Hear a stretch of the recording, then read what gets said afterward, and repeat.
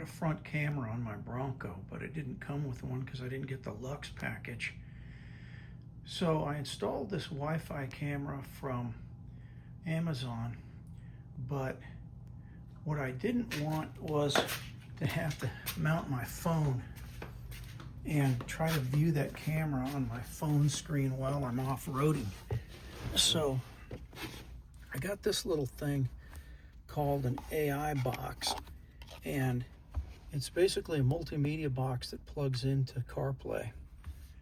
And so what it does is it allows me to load the app for that phone onto the box and run it here. So that is my front camera being displayed on my Bronco screen.